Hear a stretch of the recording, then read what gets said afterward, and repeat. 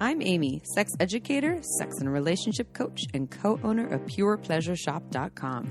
I'm April, VP of the cutting-edge sex toy company Hot Octopus, and I dedicate my life to the business of sex. We are on a mission to teach you how to have hot sex, deep intimacy, and how to make your own rules for who you are as a sexual being. Welcome to the Shameless Sex Revolution. Don't forget to head on over to our website at shamelesssex.com for more. And for 15% off of some of our favorite sex toys, use coupon code SHAMELESSPP in all caps at purepleasureshop.com. You are listening to a pleasure podcast. For more from our sex podcast collective, visit pleasurepodcasts.com. Well, hello, everyone. Hi, everybody. Welcome back to the Shameless Sex Podcast, your Friday episode. Guess what, everyone? We have terrible, if not maybe wonderful news. That's two opposite things. Well, it's going to be a different experience for everyone, too. Oh, okay. Is it going to be terrible for me? I think for you it's a little bit better. Well, then I'm great with it. Starting in July, we're going back to one episode a week. Why are we doing this, everyone? Well, when quarantine, shelter in place happened, we started doing 2 episodes a week. And now we're busy. So that's 8 to 10 episodes a month. And it made sense for where we were at and our other day jobs with Hot Octopus and Uberloop. And those are picking up again here in the summertime. So we're going back to 1 episode a month. Some of you we got some emails. Some people love the 2 episodes. And some people were like, too much. It's overwhelming. So don't worry. We will still do that bonus episode. So you'll get an extra episode every month as well. And maybe if we go back into quarantine in the wintertime, we'll go back to 2 episodes. And Hot Source Yoga is opening. Hey, yes. I'm so excited. So if you're a Hot Source Yoga member, check that out. Get me in there. You definitely have to make an appointment. And they're only taking... You make an appointment? Oh, you book your spot. Yeah. Yes. And then you have to go in and out the same door. What was that, July 1st? Yeah. Opening? Yeah, I'm so excited. I want to go sweat in a room. I want to do all the things. I'm canceling my gym membership. Yeah, probably a good idea. Let's see. What else? So this episode is with Holly Randall from the Holly Randall Unfiltered, not the Holly Unrandall, the Holly Randall Unfiltered podcast. She's part of in our podcast network, the Pleasure Podcast Network. She's an erotic photographer, and she has an awesome podcast that talks all about the adult industry and is really showing what's really going on, porn, in the sex toy world, etc. It's deeper than that even. It's like really getting to know some of these folks that work behind the cameras, yes, and also in front of the cameras. Yeah, and she's awesome. She's so well spoken. She's amazing. She's been in the industry, pretty much was born into the industry. Her mom was in the porn, or not? She was a porn or photographer. She's a photographer. Yes, and she does an incredible photography. Yeah. Yeah, she's very, very talented. You'll love this episode. Yeah. It was really fun. And we were on her podcast too, so you can go check it out. Holly Randall Unfiltered. We have a sex question that we will answer. I'm just going to give a quick life update because I've had a lot of feedback from the breakup episode that we just did 2 days ago. Today is Thursday. Released on Tuesday. My relationship ended Sunday. Wow, it's only been 5 days. And you're back together. Just kidding. No. So just a quick little update. So let's see. I gave you, if you listen to that episode, you know what happens like Sunday through Tuesday and, going through all the motions. And I have my breakup formula, which I have to tell you is brilliant. And I know that there are plenty of other ways and there's different ways to do it for everyone. But the combination for me of asking for help from all my friends, being surrounded by them pretty much all the time. I've been sleeping alone, but some of them have offered, like, do you want me to sleep in your bed? And having my little dog here and tequila and therapy. And I did hypnotherapy, getting in nature and exercise. And I'm just feeling lighter and more free every day. It just fucking... Like Leggy? Wonders, like your dog. Well, it just, the power of feeling so loved and supported there's nothing else that compares to that. And I think, especially if you've been, feeling you're lost. Which is funny because I was going to play that Sinead O'Connor song, Nothing Compares to You. Well, I know nothing compares to me, Chip. I know. Yeah. Nothing compares. That's why I was going to sing that and nothing song compares to you either. You're amazing. That song's is timeless. We should play that after this, actually. Maybe we should do our 1-star review reads with that song. Let's do that. I woke up tonight and I felt so lonely. I don't know what all the words are, but I better learn them. Guess what he told me?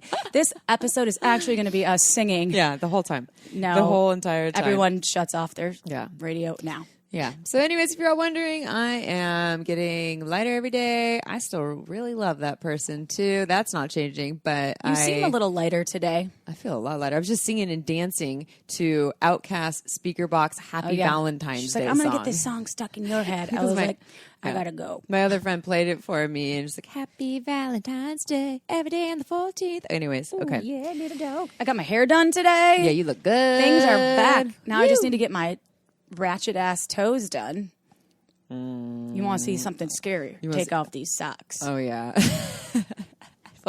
Foot fetishes. Let us know. We'll send you a photo. P.S. I had gel on, so I peeled off the gel, which is never good for anyone. $50 a photo. Oh God, no! I don't know if I'd even want to put those out there. We're gonna donate it to Black I'm gonna Lives tag Matter. it Amy Baldwin if I have any. Oh, no. If I have any foot photos out there. I'll give you my feet too. They're not looking good. That's like when I meet people and they're like, "Can I have your number?" I'm like, "Sure." My name's Amy Baldwin. 555. Now it makes sense to be like, oh, hey. All right. So before we do a sex question, everyone, we're going to play the last trailer of the series. I know a lot of people are not in quarantine anymore. Thank goodness for that right now with what I'm going through. And so these are these trailers with folks that are in our podcast family in the Pleasure Podcast Network. You've heard various ones: Body Storytelling, American Sex Podcast, Sex Talk with my ma'am, all the above. And now this was with Sex Out Loud, which is with Tristan Taormino. Amazing educator and activist. She's incredible. Incredible. And so here's a little trailer for you on tips for dealing with quarantine. And if you're not quarantined, just dealing with any sort of aloneness and isolation in your partnership or your lovership. Are you ready? Yeah. Here we go.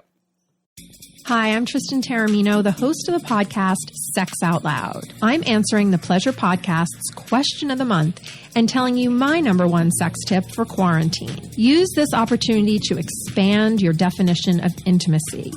It might include mutual masturbation, an erotic massage, dirty text messages, or a new sex toy connected to an app.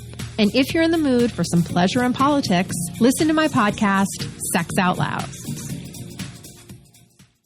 I've always wanted to meet Tristan in person. I kind of worship her. I would like to meet her. Tristan, if you're listening, she's not listening. One of my friends went to a party that she hosted once, and it sounded incredible. I wasn't invited. Tristan, you're amazing. Everyone go check out the Invite us Sex to Out. your parties. I'm just kidding. We'll come to your parties. We'll drive down because you're only in LA, so we can drive instead of flying because flying's scary right Kristen now. went to her party. You know Kristen. Oh, I love Kristen. Yeah. Kristen, if you're listening, We love you. we love you. Are you ready for a sex question? Yeah. All right. I'm someone who has a strong affinity for porn. I first came across it at a very young age. In the past few years, I've learned a lot about human trafficking and sex trafficking in relation to the porn industry. Ever since, I've started thinking about this, and I have felt a lot of guilt about enjoying porn. I'm personally pro-sex workers, and I think legal sex work would be ideal. Do you know of ethical porn that you could recommend or how to find it? Can you talk a little bit more about porn guilt? I think Erotica Lust does very ethical porn. I think a lot of the ethical porn you'll find female directors, vulva-owning directors. Same with Brie Larson. Brie Mills. Brie Mills. Brie Mills, it's ethical in terms of the working conditions. Brie Mills was on our podcast. Brie Larson is someone, isn't she a famous actress? I don't know. I think she might be.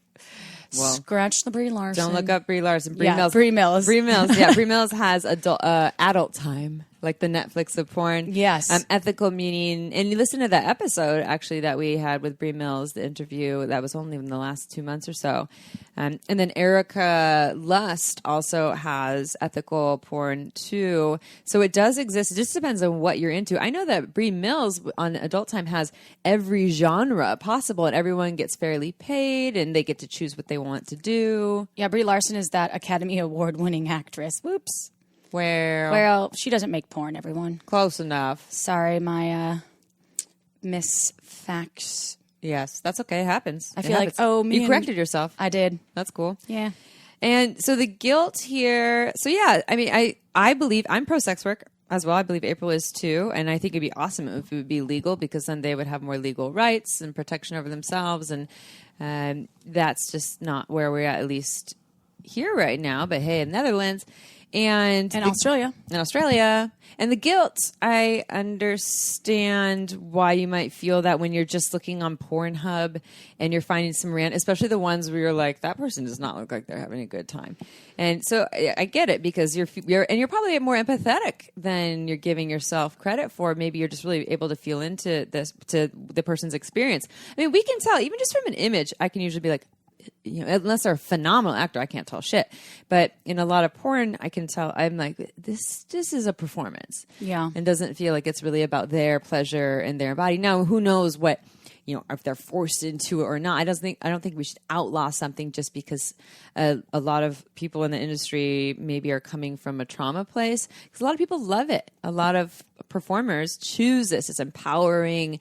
It's they make a fair amount of money in it. They enjoy being in front of the camera in that way. So it does exist. There's an art to it all as well, especially the stuff that is ethically made. Yeah. And the performers are paid well. Yeah. Actually, I think on this podcast, Holly, I don't remember if it was us on her show or when she was on ours, but she did go into some of the ethics of it, and because we had asked about... Brie Mills was talking about that on the Yes. episode. Again, look up for the last 2 months episode of Brie Mills. I think it was like an inside look into the porn industry, or maybe it's called the Netflix of porn, something like that. And then we also interviewed a porn star. Larkin Love. Yeah. She was awesome. Her tongue. She's a badass. Yeah. And she does a lot of her own creative work as well. So, and I think that one thing would be to go and find a performer that you like and go and learn more about them too, and turn them into a person in your mind, because they are. well, which Larkin Love actually answered on that podcast, how to find folks and support them. And she was saying a lot of them do. They have their own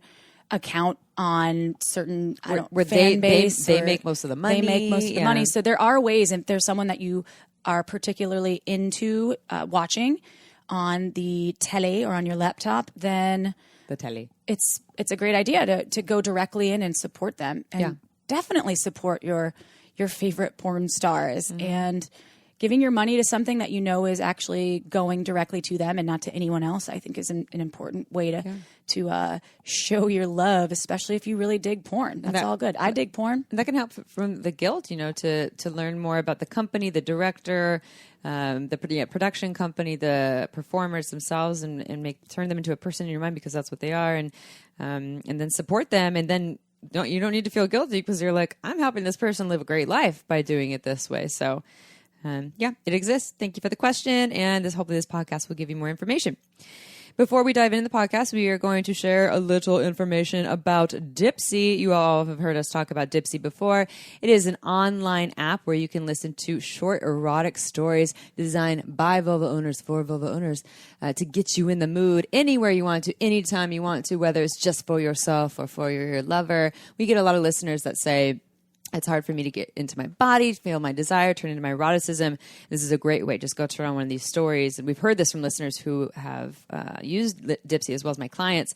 And they have said some phenomenal things about it, like getting them really turned on. So it is really, really well done. It's DIPSEA, by the way. And not only do they have a beautiful selection of erotic stories, they also have this guides and how-to section that I love, one of which, the sexting as seduction. I'm a terrible sexter, so I listened to their 9-minute guided how-to on how to talk dirty via sexting, and it was really cool. They also have like texting what you mean, and some self-touch guidance. So check it out. Go to DIPSEA. Shameless Sex listeners get a 30-day free trial when you go to, again, dipseastories.com/shameless. That's 30 days totally free to try it on your own when you go to DIPSEAstories.com/shameless. Again, dipseastories.com/shameless. Give me that bio, Chip. You want a bio? Let's learn about Holly Randall, y'all. She's awesome. Holly Randall is an erotic photographer and host of the Holly Randall Unfiltered podcast, a series that sheds light on those working in the adult industry and explores all topics of sex with authors, educators, and advocates. Holly interviews some of the biggest names in the adult industry and various non-porn guests who touch on the subject of sex in one way or another.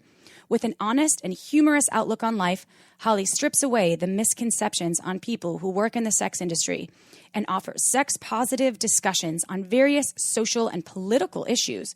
You can follow Holly on both Instagram and Twitter at hollyrandall.com. To learn more, visit hollyrandallunfiltered.com. That's HOLLYRANDALL unfiltered.com. All right, to the show.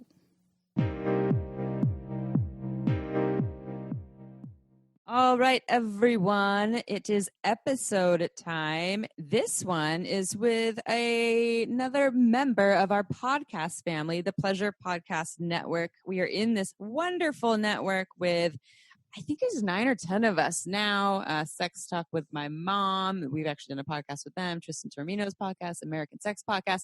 And this time we are with, as you heard in the bio, Holly Randall from Holly Randall Unfiltered, who has a lot of experience in the erotic photography / adult film industry. And she also has a podcast, as you heard, which I have listened to numerous times. Definitely check it out. I'm sure that this will make you want to check it out. Although she did just say it's a boner killer. So she'll explain why she said that. I'm sure people still get boners. People get boners for all kinds of reasons. We always start with the same question for our guest, Holly. And yours is a little more tailored. So how did you get to where you are today? You specifically said that you grew up in the adult industry. Can you tell us a little more about that? Yeah.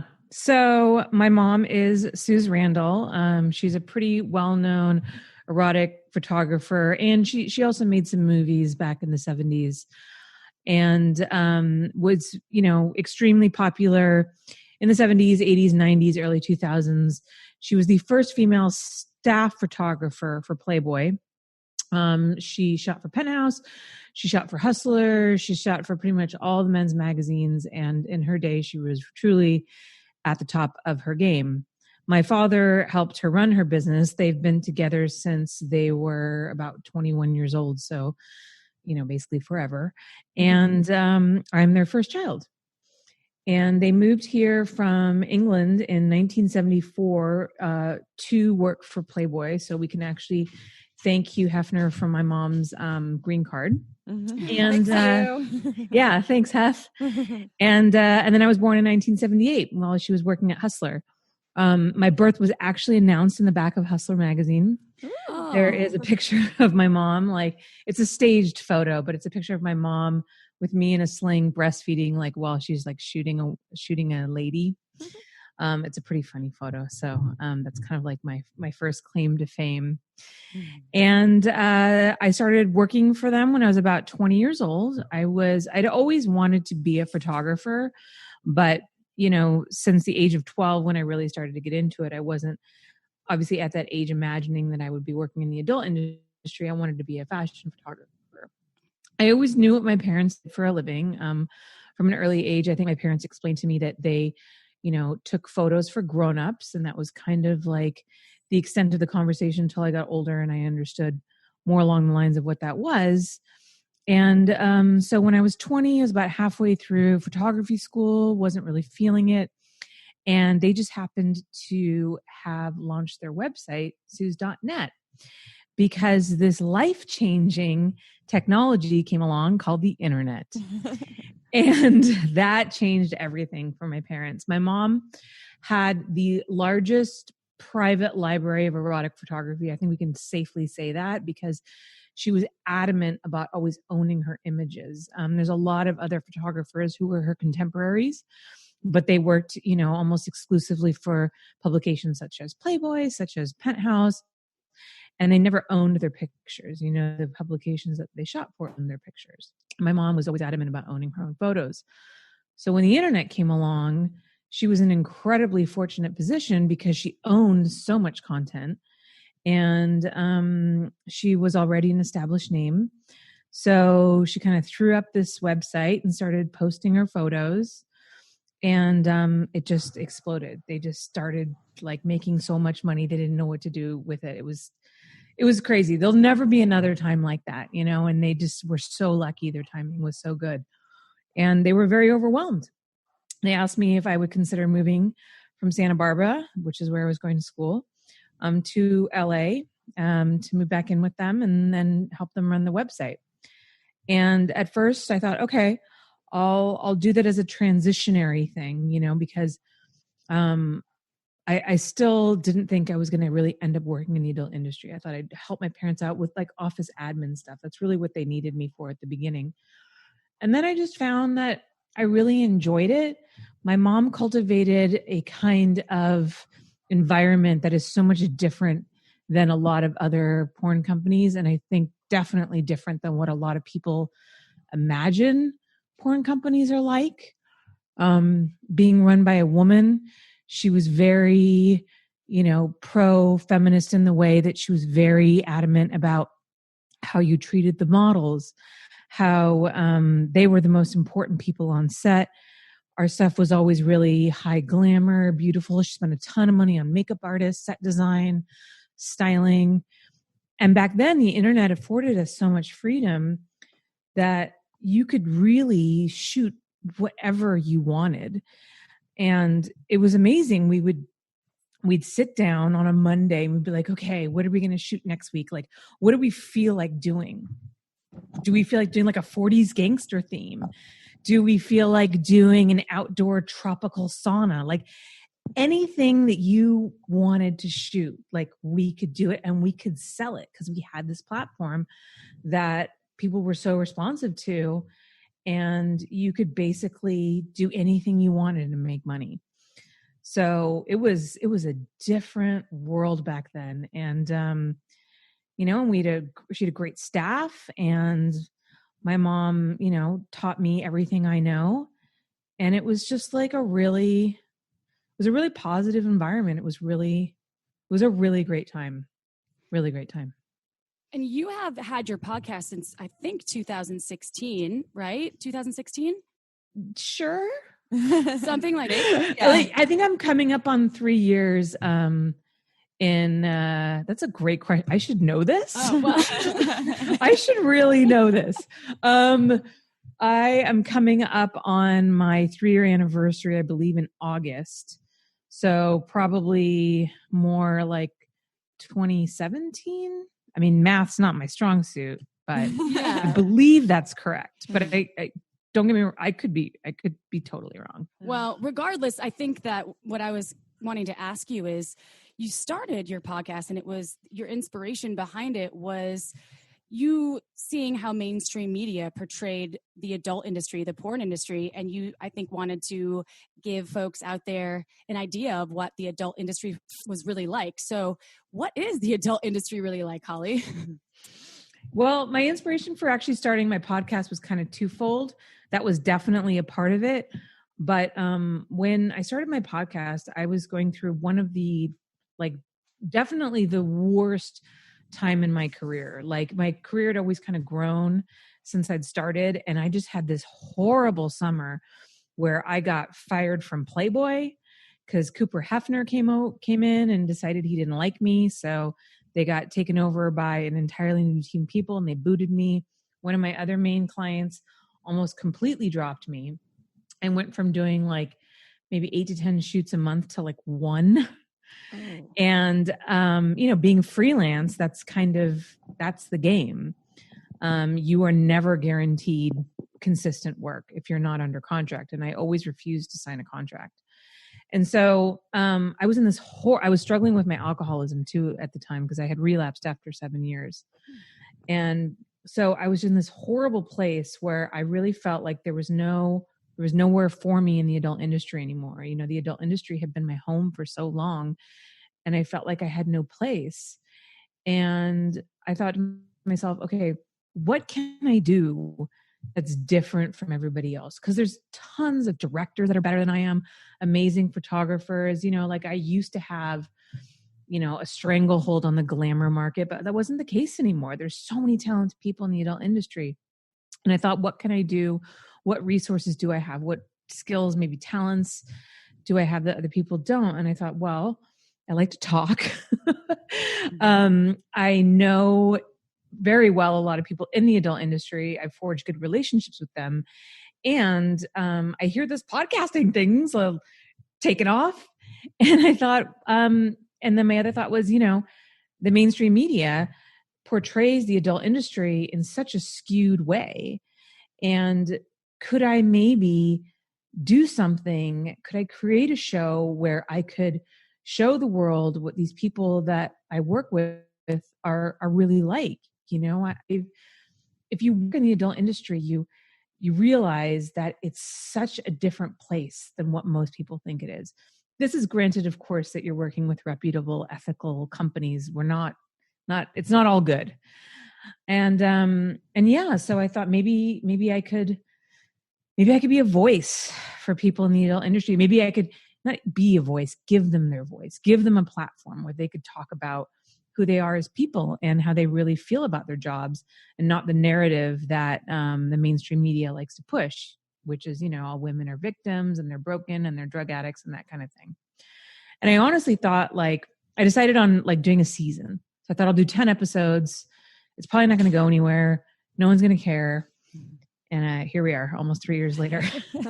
It was a huge surprise. I did not expect it to be as successful as it's been. That's kind of what happened with us. We were both single. April was a recent divorcee. I was going through a heartbreak. We went on Sex with Emily and loved our dynamic. And we'd always talked about starting a creative project together. And so we were like, let's start a podcast. We committed to 5 episodes. It was just, we'll check in then and see if we want to keep going. And then surprise, we never checked in, just kept going. And it was just a surprise that we found something that felt really, really good for us and that people obviously like. So I think that's wonderful when people really love what you have to share and there's a passion behind it too. Mm-hmm. So you feel like you kind of found obviously photography is one of your main passions and offerings, but is this platform one of your callings? It has definitely become that way. When I first started, like I said, I never really expected it to go anywhere. And, I just really wanted to talk to my friends and, talk about what the industry was really like and kind of dispel the fantasy and lift the veil and all those kinds of things and talk about the hilarious and the crazy and the truth. And then, to be honest, when I realized that it could be more than that was actually the August Ames episode. And that was episode, I believe, number 9. And that was when she came on. And, before that, it had been more, I wouldn't say not serious, but we never got really that deep. And I asked her before the show, I said, hey, I know that you struggle with depression. You've spoken about it openly on social media. Do you think that that's something you might want to talk about? I know a lot of people can relate to that kind of thing. And she was like, sure. And I didn't think she was going to go as deep as she did. And she really opened up in a way that she never had before. And she talked about, her past and sexual abuse she had endured and, her suicidal thoughts and deep, deep depressions that, took her weeks to get out of bed. I mean, I just remember the whole time, kind of gripping the edge of the table, being like, oh my God, this girl's going to want to delete all of this afterwards. There's no way she's going to let me publish this. And so after the show, I asked her, I was like, look, you talked about some serious stuff. Do you want me to take anything out? Because I offer that to all of my guests. And she said, no, I don't. I feel like a burden's been lifted from my shoulders. I feel really good about what I said. And I feel kind of relieved. I'm like, okay, give it a couple days and see if you change your mind. And I checked in with her at least 3 times before I released the episode. I offered to send her the raw footage so she could listen to it, because I thought for sure there's no way that she would want me to release such an incredibly intimate, personal conversation about her innermost demons. And she did. And we released it. And the way people responded to it was truly amazing. People really identified with how she felt with her depression. So many people said, wow, I see you as a human being now. I see you as a person. And I think that kind of made me realize the power of the podcast medium, where you can really reach people and speak to people in a way that I think doesn't always I don't know, work in other ways. And then obviously when she killed herself, then that conversation took on a whole different meaning. But yeah, really that was kind of the first time that I realized that, you know, people might want to come on and talk about past traumas and talk about serious things that mattered to them, and really open up in a place that they felt safe. And I felt honored that they felt that my show was a safe place to do that. And yeah, I don't know. I think that's when I realized that it could be more than just like a show, a talk, you know, talking about like guys who can't get their dicks hard, and like the one time that the cum like shot over your head and hit the cameraman in the eye, and you know, stuff like that.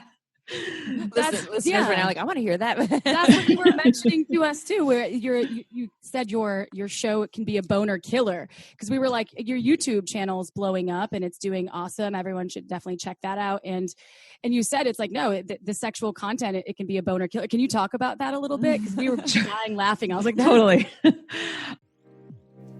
Okay, time for a quick break. This podcast was made possible by Uberlube.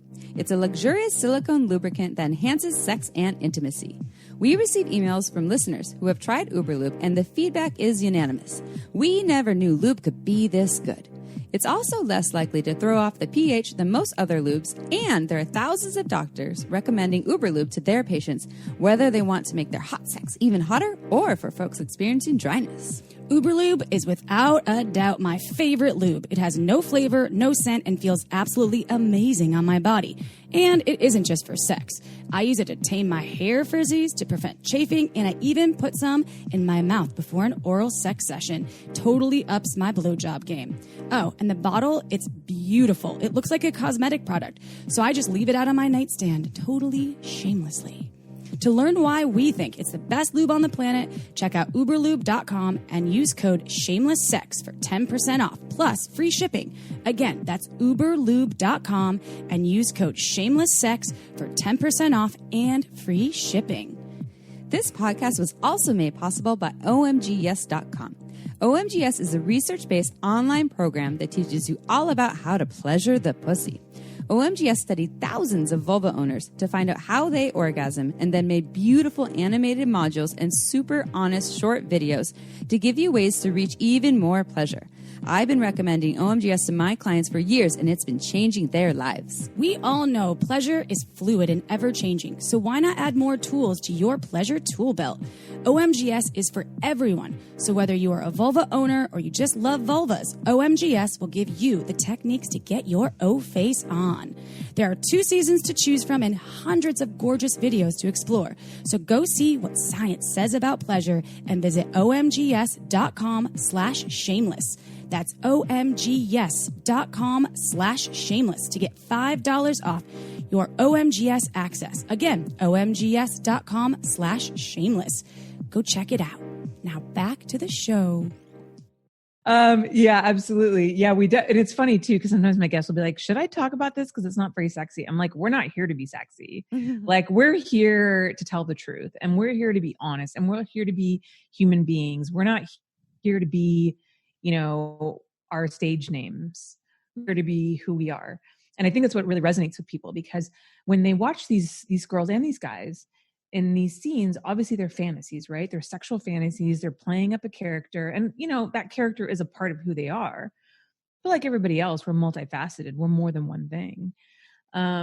So, you know, they can get that they can get Angela White, you know, sexy Angela White, talking dirty on, you know, thousands of videos, but to get Angela White talking about her college education and you know, her writing and her degree in gender studies is something that you're not going to get, you know, on evilangel.com. So, but we definitely, you know, get into some funny stories. I mean, it's inevitable. It's the porn industry, right? It's kind of I love my job, but let's be honest, like, it can be quite ridiculous. And so I had a great episode of mine was having Francois Clouseau and Mike Quasar on, who are these both veteran directors. They've both been in the industry for over 20 years, have worked for almost every company, have seen it all. And the stories that they tell are just so outrageous. You know, Francois once talked about how he was shooting an anal scene and somehow like there was some mishap and he got like poop in his eye. And then there was another time that Mike Quasar said he was shooting like this box cover back in the 90s or something. And it was an anal. It's always anal, man. It was like an anal movie. And they literally rigged up this like pyrotechnics situation where it looked like fire was shooting out of this girl's ass. Like this was not photoshopped or CGI or anything. They had like a tube that ran along like the side of her body, you know, taped to the side of the camera that you couldn't see, attached to like a propane tank or something. I don't know. Wow. And then attached to the end of her butt. And then they would shoot fire from it and take these photos. Now, this is an extremely dangerous thing to do. And there's no professional pyrotechnics on set. There's no stunt people on set.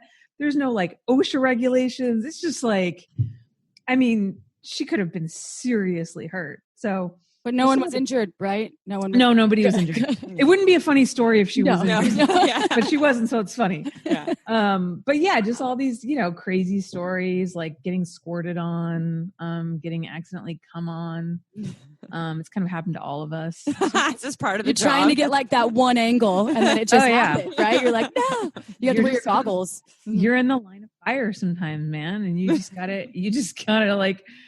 You got to realize that. And when you've been in the industry for a long time, like nothing phases you, you know, like we've all seen. I mean, we're dealing with human bodies. We're putting them through some extreme acts that most people don't do for long periods of time. Shit's going to happen. No pun intended. And I think everybody who's been working for a long time in porn, like accepts that. And we're pretty mature about it. I love hearing the behind the scenes and the realism, and I get that a lot of people look at any sort of celebrity movie star, porn star, as maybe not human, or they're just this thing that they do, and it's hard to imagine them having, you know, a childhood and this whole other life, and then the behind the scenes of what the shoots look like. And I love the kind of the bloopers stories as well. It just paints a picture. And I actually remember watching a porn video. We may have sold it at Pure Pleasure back in the day, and it was Pirates behind the scenes. Yeah, it was behind the scenes, and it was showing and it was showing this one of the when Belladonna she tore her butt. Remember that? I watched the extras for that like 5 times because I thought it was so awesome. She tore her butt. She tore her butt with Jenna Jameson's finger or something.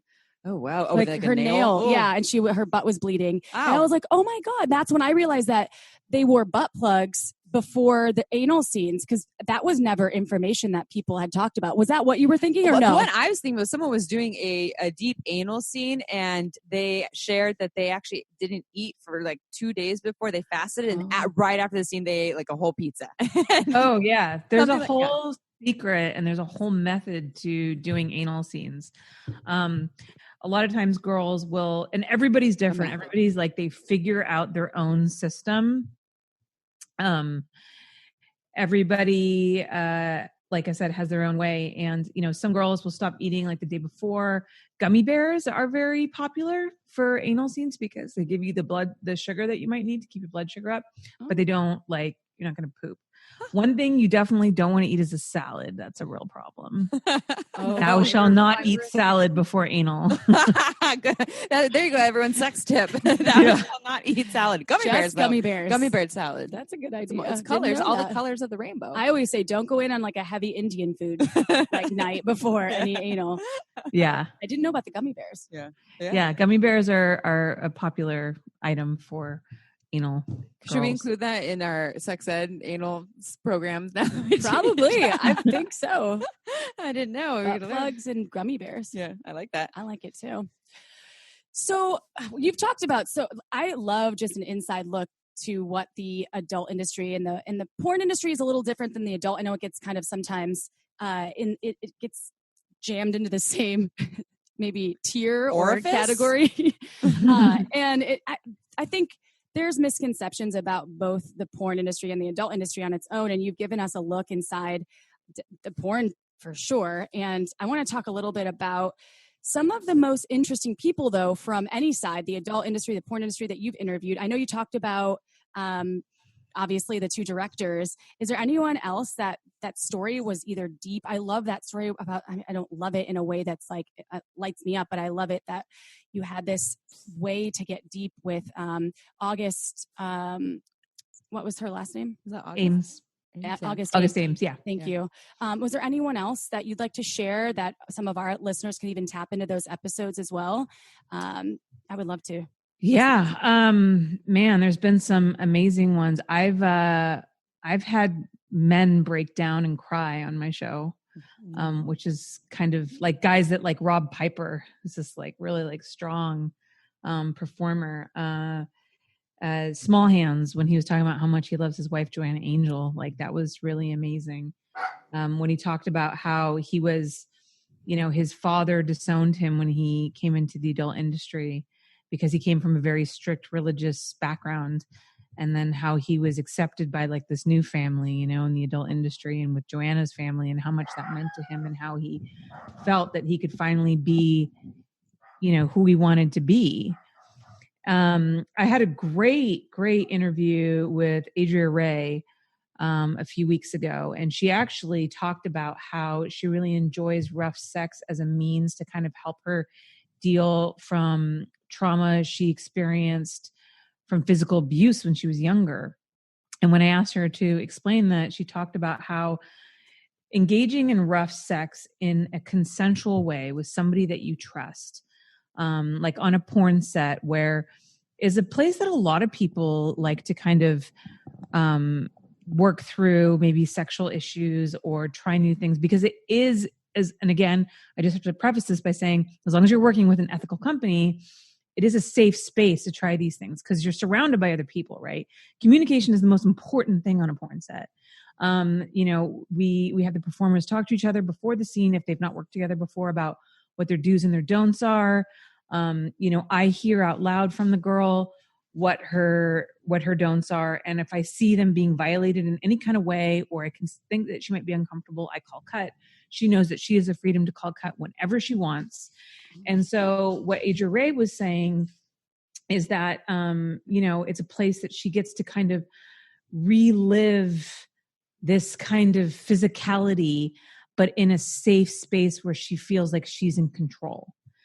And I thought that was a really interesting way to look at it, because so many people think, engaging in rough sex as a way to like deal with past physical trauma has got to be incredibly, one would think like, well, that's the opposite of what you want to do. But she explained in a really eloquent way about how actually, no, it really is beneficial for her. And also too, how the intensity of a rough scene actually forces a kind of intimacy that you may not necessarily have in like a regular vanilla scene, because the need for communication is so incredibly important. Mm-hmm. And I just thought that was a really, really cool, keen insight into, something that I was not terribly familiar with. I've never had any physical abuse in my life. So I just thought that she explained that in such an interesting way. And the ethical part is really a huge piece of that, because not all porn companies or directors, or they're not created equal.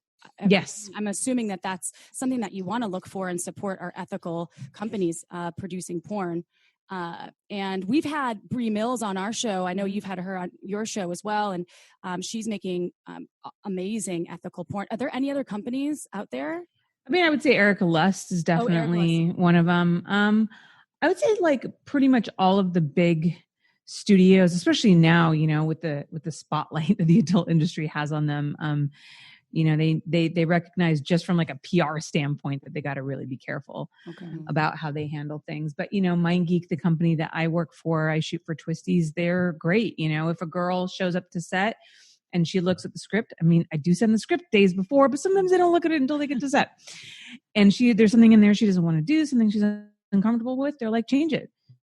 Change it for whatever makes her feel good about it. Like, she doesn't want to do anal today, we're not going to do anal today. Like, we're not going to send her home and get somebody else, or like push her into doing it, otherwise she won't get paid, like that kind of thing. So, I would say that most porn companies attempt to be ethical in their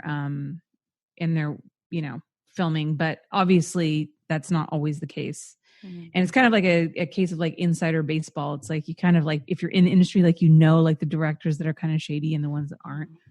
So we have to our listeners, it's the dog show here because we all have dogs. I know. It really Your is. dogs. My dog was just freaking out, so I want to apologize to everyone, but they're getting used to Perry and Legend on our end. So yeah.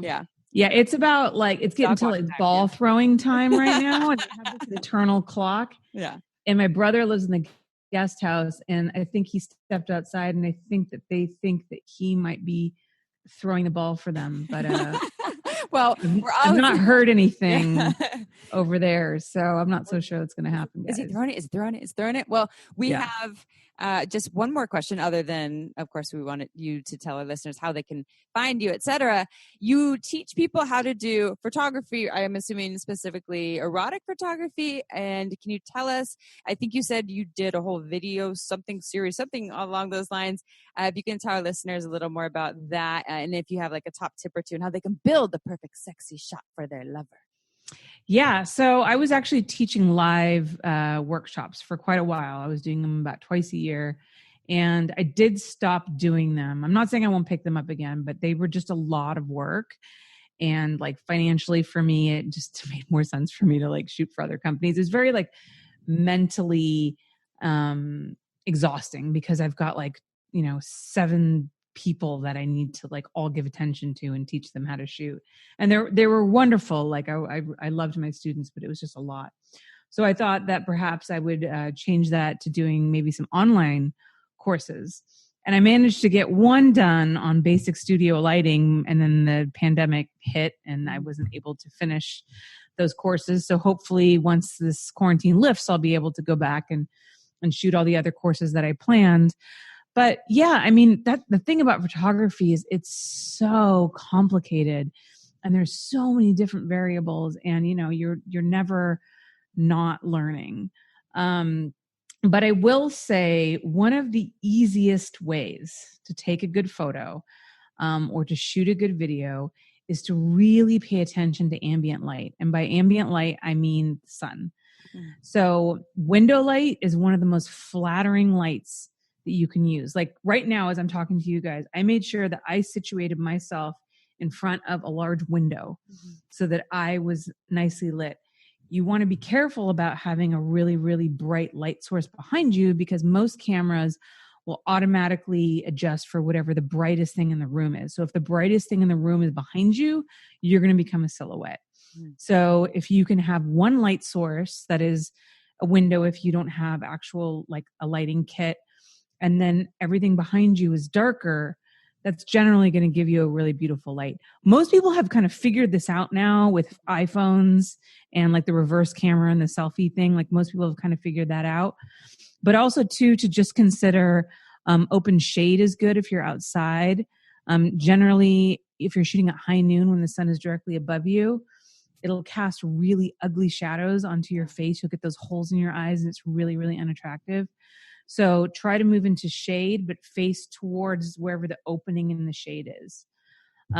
Those are just some kind of easy tips to just make sure that you're lit as nicely as possible. So if you want to shoot like a sex video or something at home, try to put your camera between the window and yourself, and make sure that the curtains behind you or blinds behind you are closed. And generally you'll get a pretty nicely lit scene. And I think a lot of people try to do their sexy things like at night. Instead, it's like, do it in the day. And maybe that's what your partner did when he sent me the video before you two were together. Her current partner, someone that I hooked up with 2 different times, and he sent me this video of him wanking himself, and I showed her the way before they were together. And she's like, it's nighttime, and this is from the day. Yeah. It's probably not what he did. It's probably old from his spank bank. There's so many little lighting tripods too. If you want to take some sexy photos at night, you can get they're $40. And oh my God. Yeah. Amazon has, I mean, the most flattering light, because again, it's like you want to always place like the camera usually in the middle of the light source, are those ring lights that come equipped with a tripod that you have a slot that you can literally slide your phone into the middle of the ring light. And that is just like, because shadowless lighting is the most beautiful lighting. Yeah. And so yeah, if you need to shoot something at night, which is totally understandable, you can get those on Amazon for like less than $40. Like they're super cheap. Your photos, I was checking out all of your website, which you can tell folks how to find you in a minute, but your photos are incredible. Not only are they're very rich, like the all of the textures that you use, the lighting's of course on point, but they're erotic and sexy, but they're so tasteful and beautiful. And I would put some of that work on my walls. It's just beautiful. So thank you. You're such a talented human. Can you share with our listeners, obviously Holly Randall Unfiltered is your podcast. Can you tell folks how to find you, work with you, all of the things? Yeah, absolutely. You can find me on Instagram and on Twitter at Holly Randall. My podcast is Holly Randall Unfiltered, like you said. You can go to my website, hollyrandallunfiltered.com, which is where you can get all the information on my podcast, the link to my YouTube channel, which is literally just youtube.com/Holly Randall Unfiltered. My not safe for work website, where you can see all my photography, is hollyrandall.com. My Patreon is Holly Randall. No, it's patreon.com/Holly Randall Unfiltered. You know, I literally just this morning created a link tree, which I attached to my Instagram. And as the days gone on, I've realized like how many goddamn links I have that I need to put on there. So if you go to my Instagram and you hit the link, the link in bio, it'll take you to my link tree, which will have all of the links. We need to do that. We do need to do that. And I absolutely love talking to you, Holly. You're so amazing. Just the stories that you share. I can't wait to listen to more episodes and go back to that episode number 9. That's so powerful. And thank you for the work that you're doing. Of course. Thank you. Awesome to have you. Now you have to go throw the ball for your dogs. Yeah. They're literally like at my feet staring at me like, are we going now? Are we going now? Are we going now? Are you done yet? Are you done yet? Well, to all of our listeners out there, make sure you check out Holly Randall's Unfiltered podcast. She is incredible and entertaining, and we are going to be on her show as well. So tune in for that. Check out all the pleasure podcasts. They're so cool. There's so many good choices. Whether you're poly or you're into talking to your mom about sex, you've got all sorts of options there. So to our listeners, we will see you next Tuesday. Remember, if you haven't done so, go to marginswine.com to check out why Amy and I love small, boutique, beautiful wine. We're both on a detox right now, which is a bummer. We miss it. But you know what? Soon it will be over and we will be enjoying that wine again. So remember, marginswine.com, limited release, sign up for that newsletter. We will see you all again next Tuesday and maybe next Friday. We're still deciding. Ciao for now. Don't forget to head on over to our website at shamelesssex.com for more. And for 15% off of some of our favorite sex toys, use coupon code SHAMELESSPP in all caps at purepleasureshop.com.